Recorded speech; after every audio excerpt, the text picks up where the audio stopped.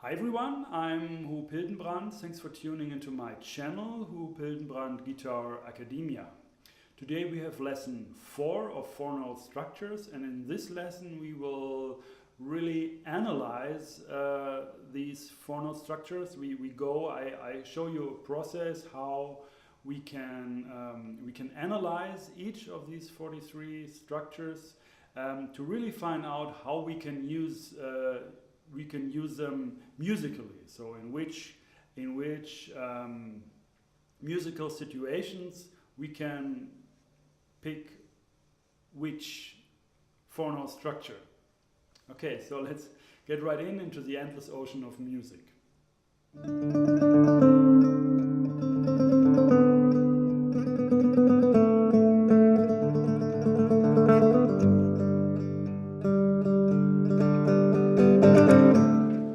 Alright, so please go down in the description, follow the link. There you can download a PDF file for this lesson. And on page 1 of the PDF file, we have that's the page here, and I've written out all possible functions of notes. That means, if for example, if we have a C as a bass note, and we don't go any half step, we stay there and play also a C, maybe an octave higher, then we reach the octave or the unison, and it's just the root of the chord. So, and this is written as a 1 here on the page, and that means also when you look at this vertically, you see there is no other number. So this C in relation to the C can only be the root. Okay. When we go half step higher, we have a bit different situation. If we go from C to D flat, this can be a flat 2. Yeah, certain chords may use a flat 2, or in the scale, of course, you use a flat 2. And in a chord, mostly it is a flat 9, which is basically it's the same note, but an octave higher. But this really is not so important, of course, if you find out different voicings, for example, for dominant 7th flat 9 chord. Maybe you can also come up with a flat 9 very low near the root. Okay, so. But you have these two possibilities of function, flat 2 or flat 9. Then when you go up a major second, this can be a sus 2, so a 2 instead of a third. This can be the second or the 9th. And maybe I just talk about some. Oh, and also in the lowest line, it's gray. There you have all these chord tones, and these chord tones they define the basic triad or 7th chord. So if you just go through this gray line here, we have root, of course. Then we have the third region, you can say. We can have a minor third or a major third, so we go 3 or 4 half steps. But also, instead of the third, we can have 2 half steps, the sus4, or 5 half steps, the sus2. Sorry. Instead of the third, we can also have the sus2 or the sus4. Then we go to the 5th region. We can have a perfect 5th, a diminished 5th, an augmented 5th. And then in the 7th region, we can have a major 7th, a minor 7th, and a diminished 7th for diminished chords, diminished 7th chords, for example. Then these 2 lines above, they are really, these symbols are really the tensions or extensions of the basic triad or basic 7th chord. So you can have a flat 9, a 9 and a sharp 9, you can have a sharp 4 or a sharp 11 and an 11. and you also can have a flat 13 and a 13. And a 13 can also be a 6, so you can have a C minor 6.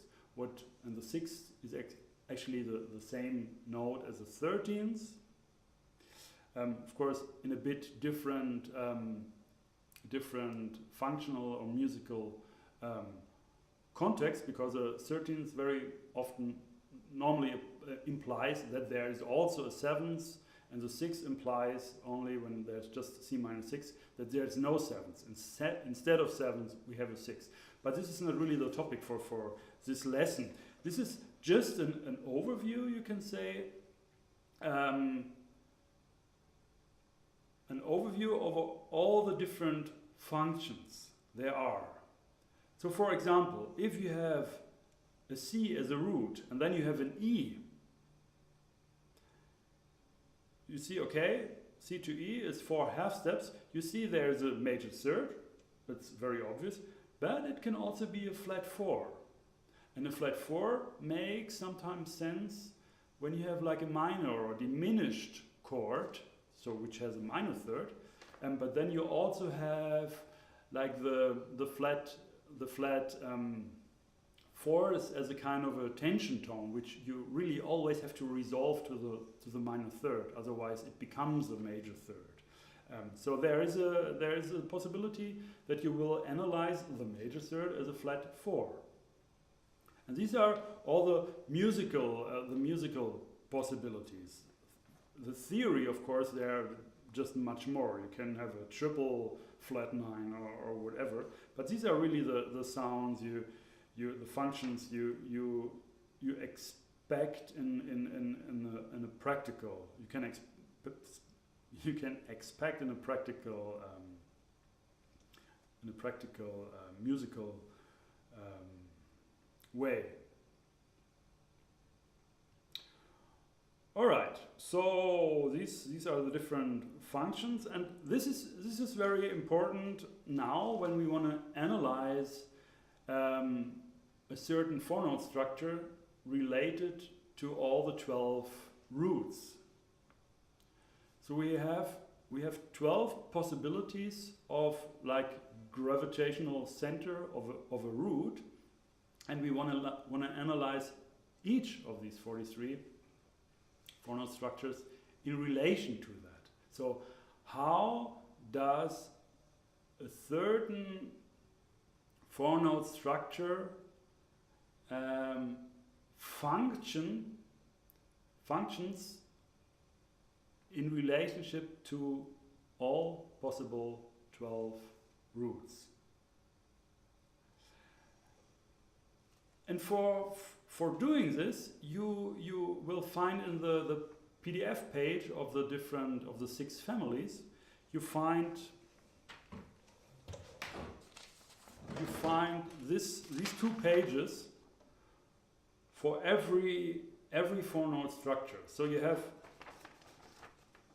here is a name for the four-note structure, and this four-note structure we will check out today. It's C sharp 4 4 4. So it's a quartal harmony, you can say, or like a 4-part fourth chord. We go from C up augmented fourth to F sharp, then a perfect fourth to B, and then another perfect fourth to E. So we have C, F sharp, B, E. And that's also written here, a bit different order, in 1 octave, you can say, C, E, F sharp, B. And here are all the possible roots. And you see also we sometimes maybe we choose like C sharp, but sometimes maybe it really functions in D flat. So it's the same root, but we wanna be sure that we go through all these possibilities in a way. Because like if we have a C, for example, in C sharp, it would be a diminished unison or diminished octave. It's more logic that we have actually a D flat, and then the C is our major seventh. And also a diminished unison or diminished octave or something like this, you will not find on this page with all the different musical functions, which actually should make sense. Because it's not like theory that we can I don't know, anyway, I just always talk too much. Okay, so we will go through this page, and you see that, and it's actually blank. Here all these possible functions are written, and nothing is written here. And this is actually meant for you, that you can analyze each situation. You can say like this chord in relation to C as a root, this chord in relation to D flat or C sharp as a root, and so on. And you can make notes here. What makes sense and what doesn't make sense. There are a lot of them. They don't make sense at all. I mean, not at all, but they don't really make sense for in a more traditional, or what you're more used to hear maybe. But it doesn't mean. I mean, you can use any four-note structure to any root here, and that's also why I list them, because you have to make the choice. What is right? What is good? What do you want? What you don't want? So it's really like a workbook. This whole thing here. And later on, it looks like I told you that I made actually a book out of this kind of course, and this looks later. It looks like this, you know. So this is erased. It is not working, and then I erase certain functions because I choose one of these functions here, and then I can write a chord symbol or a nice voicing, or on the next page you see there's also an example, a beautiful example. I mean, what I found myself, like could be a small composition or just something, some fragment. What actually really sounds really nice and represents this voicing. So, and by doing this kind of a thing, analyze it and play it over these 12 roots. That's really the path you should take to get more accustomed with these sounds and with the possibilities.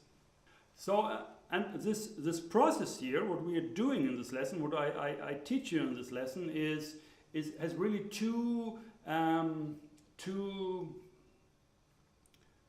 things. I mean, two steps, you can say. One step is like really theory. You just look at this thing, and I show you. I show you now what I mean with that. Just in a minute. And the second step is that we actually play that four-note structure with this root sounding.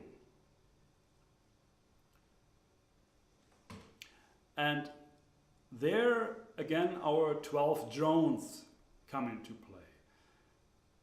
On guitar-academia.com you find one file where it's written 12 drones. And on this file you find 12 bass notes, so all the 12 notes as a bass note, like a drone sounding, which is really, really useful to practice and to play these four-note structures. Like use it as a play along and play this four-note structure as an arpeggio, as a melody, or whatever, as a chord, and listen to the sound you are creating there. And this is on this file you have, as I said, you have like 12 wave files, which are like 8 minutes each. So it's like maybe 500, 600 or 700 MB to download. So it's good audio quality. And we use this here also. We use this today, and I'll show you how we use it. So let's go through the process. So we start with the first possibility. So we can have this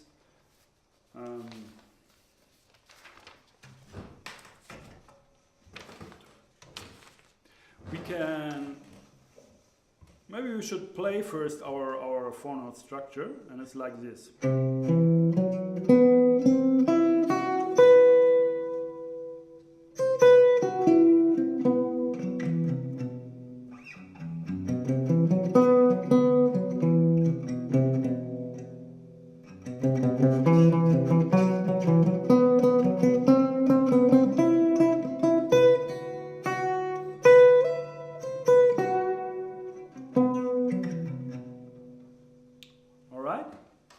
And what I'm doing now, actually, I play this melodically and I improvise with this.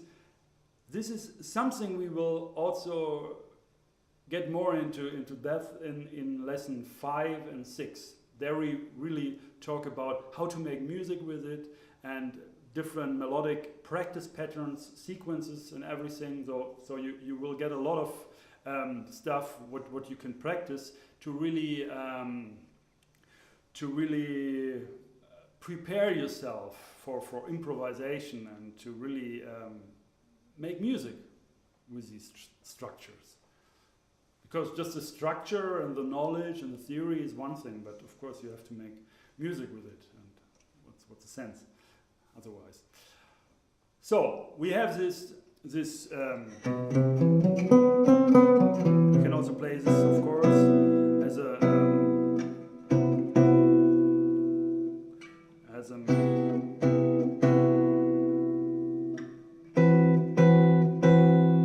voicing. And when we look at the first possibility, okay, a C as a root, then we go through the different possible functions. We see, okay, C in relation to C is the root, the 1. So there's nothing else it can be. So, okay, we have a root. Okay, perfect. The root is good. It really fits. The next, the E in relation to the C bass note, is a major third. Okay, great. We have a major third. The next, F sharp, can be two things. It can be a diminished fifth, or it can be a sharp 11.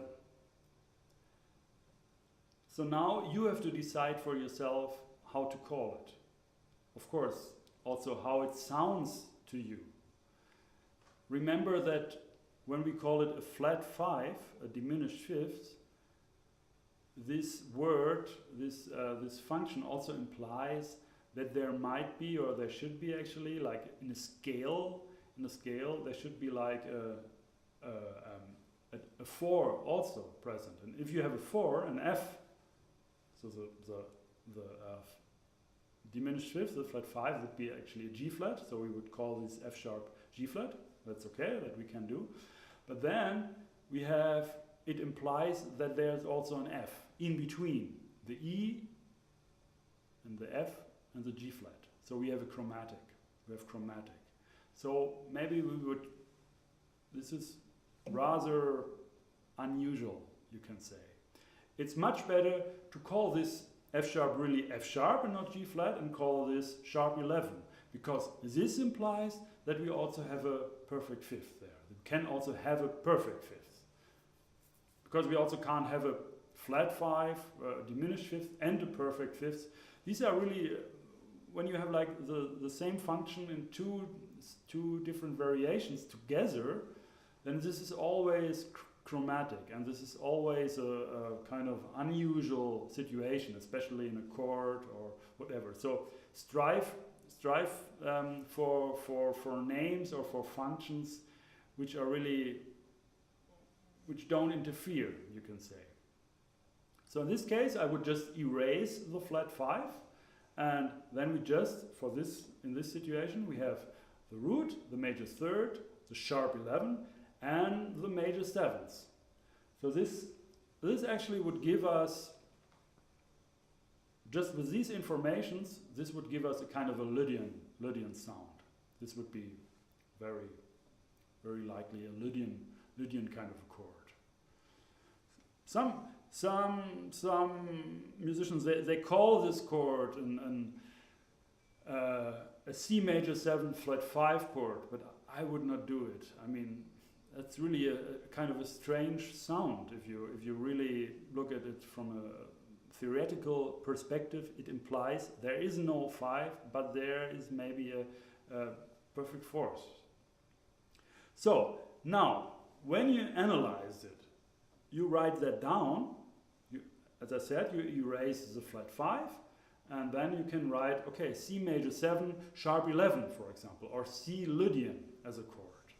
So this would be like really working. And then you take these drones.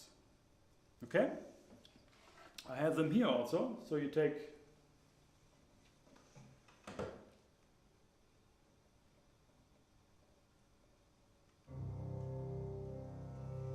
the drones, and this is a C drone. And then with the knowledge,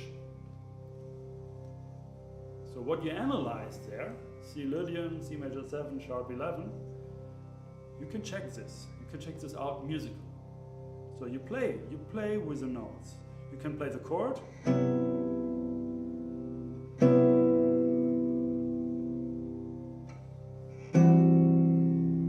Oh, that's wrong. Sorry. This one here. Or this one.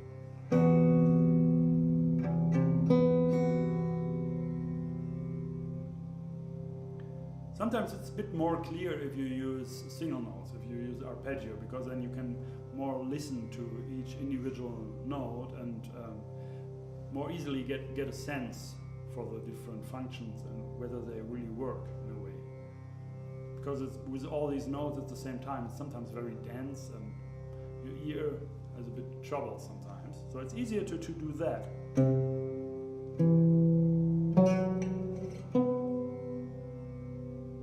Okay, major 7, sharp 11, major 3rd, root. And then you can just play with it.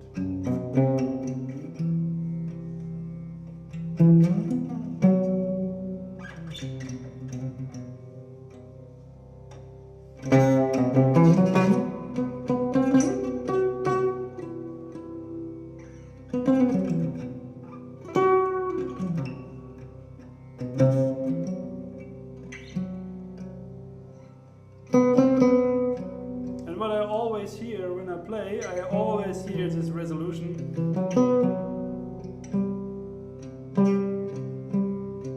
to the G. I mean, and the G, oops, and the G is a 5th. Yeah, that's why I talked so much before about this. Is it a flat 5 or it's a sharp 11? If I play this the same arpeggio again, then I play an F. Whoop, a bit strange. But if I play a G instead,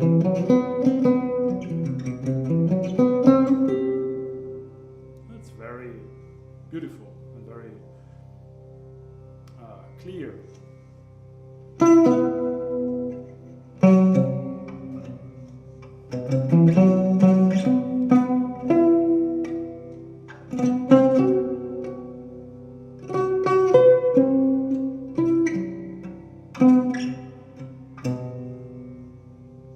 I think this is a very good.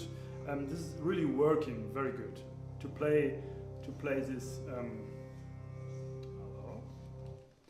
Play this 4-note structure, to analyze this with the root C. So this is really a really working. It's really working in this context. It's very different when we go to the next. So the procedure here is we stay always with the same 4-note structure.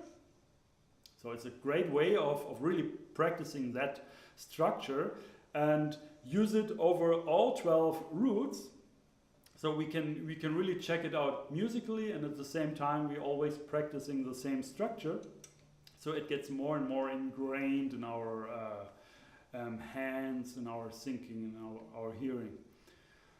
Okay, so we take the same structure and we take now the root C sharp or D flat.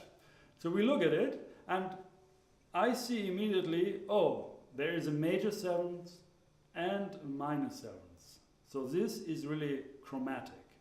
And from my knowledge, I know that I don't want this structure. I don't like this kind of a sound. It's chromatic, and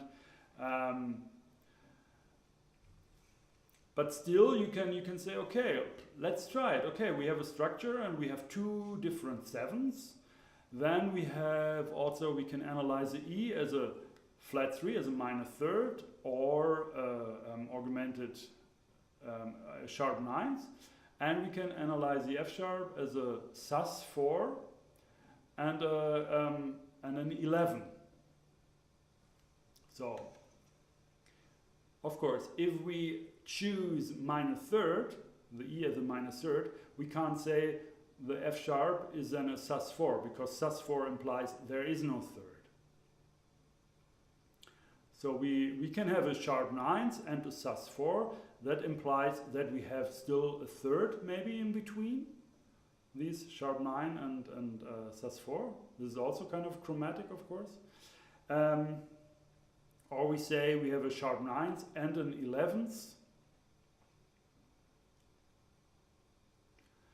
Actually, a sharp ninth and an 11th, also with a added major third.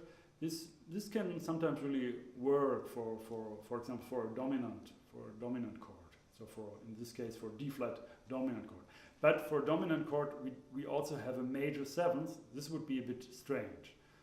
So I would say, no, this I erase it, but I show you. Let's listen together. D flat as a root.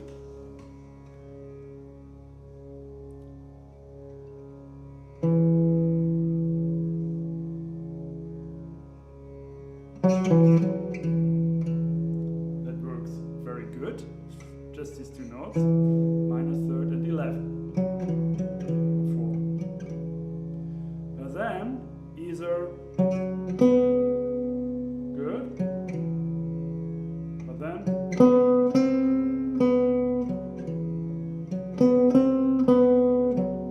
always with this.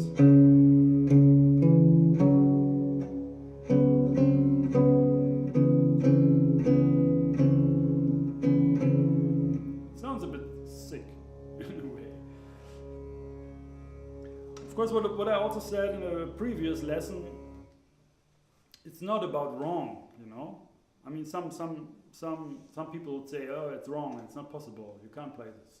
But of course, it's you can do anything, and in certain circumstances, this might be just the right sound to have this kind of a emotion or this kind of a effect, you can say.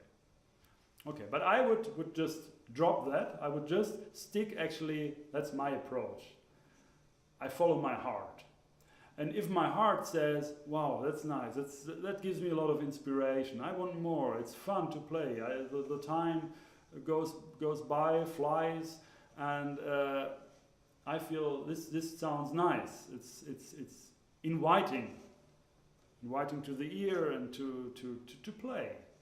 And there are sounds which are not.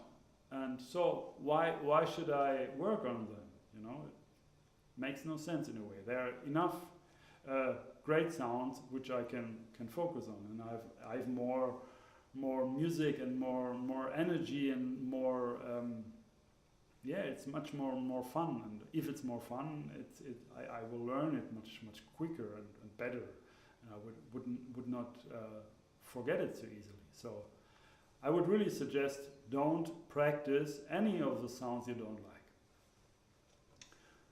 The next is very interesting. The next possibility, if we take the same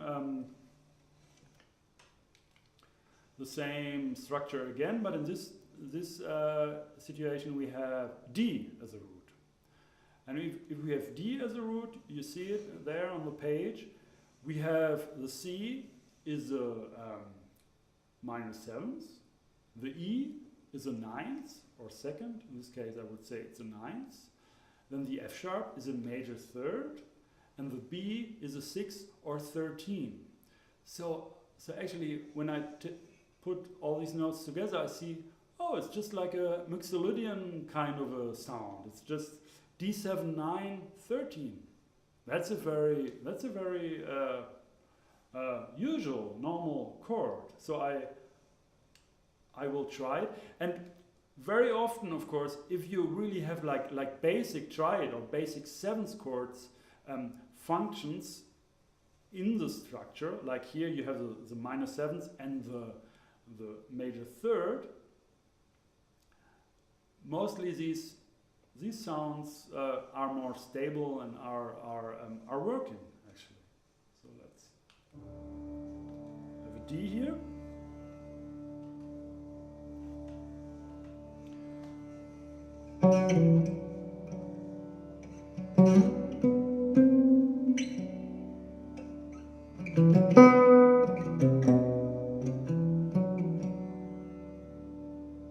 And also I have a voicing, a very typical voicing, that's that. You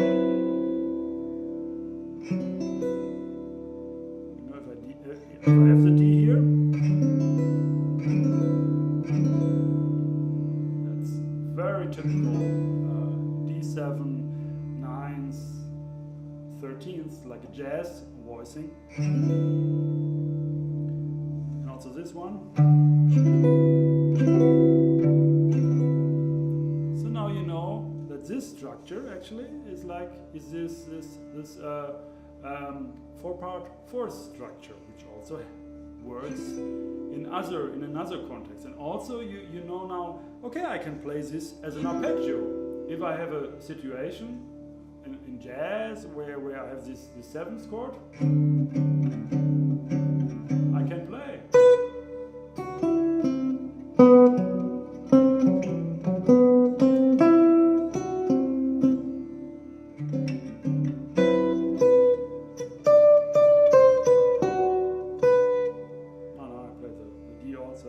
But if you for example if you have D Mixolydian sharp 11,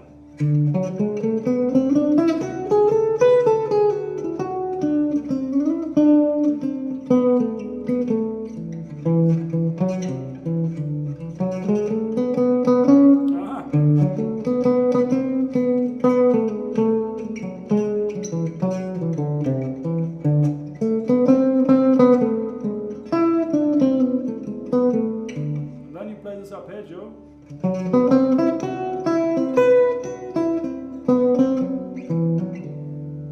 You know, then it really works. It's a nice sound. Okay, and so on. Actually, we don't go through all of these 12 notes. That's really I just wanted to get you started and to know how it works, how the process is going. So you go through each root, analyze one 4-note structure, just pick any you like.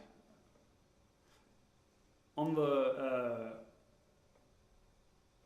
the first lesson I gave you an introduction to these PDF files. There you find all of these structures and all these 6 families also, and you find these 2 pages to analyze the 12 roots. These 2 pages in these files for every 4-note structure. So go to the website guitar-academia.com, download it and print it out, and write in your what you find out and what you like and what you don't like, and erase what you don't like, and yeah, get inspired actually. And if you have these drones there ready and practice them, one structure over all these drones and play them and hear them, it's also an ear training exercise and it's a lot of fun actually. Oh, and also I see on this page there's one situation which is also very nice. I use this very often in my music, and this is this structure over B as a root. It's like the last line, and you see, okay, we have the flat 9, we have the sus4, and we have the 5th and the root. And because we have the 5th and the root, this is a very stable sound, but at the same time we have a flat 9 as a big tension, and we have the sus4, so it's a bit like ambiguous, you can say. I use it very much as a dominant sus4 chord which resolves to the dominant, to the B7 then. And I'll show you this sound now. Let me see.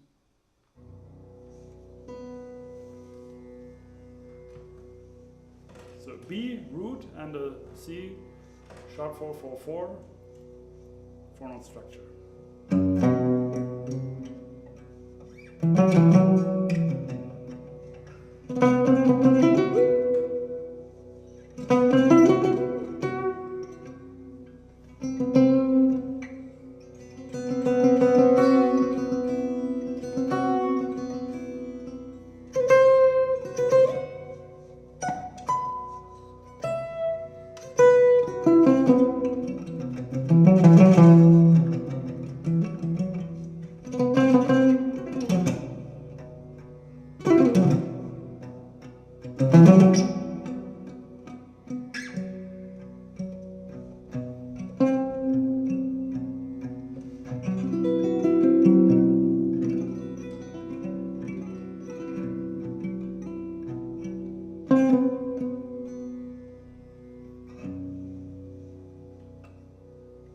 I think this is a beautiful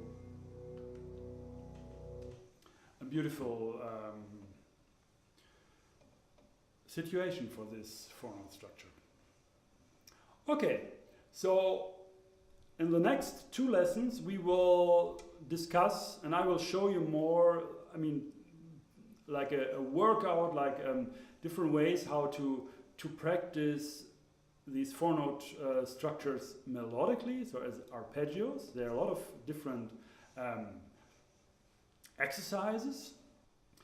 And so please subscribe to my channel if you like these lessons. It will be there will be a video uploaded every Friday. So in 2 weeks there will be this I mean in 1 and in 2 weeks there will be these exercises and these melodic ways. And this will give you more tools actually how to make music, because maybe you just played these notes and you feel yourself, okay, what next? I mean, it's a bit boring to have just these 4 notes. If so, really check out the next lessons, because it shouldn't be like this. You should be able to make music and have fun with these just 4 notes. Okay, so please also subscribe, and on my website guitar-academia.com there's also a button to donate to keep the whole thing going, to support my work here. Would be great. Would be very thankful for that. And so thanks for watching. My name is Hildenbrand.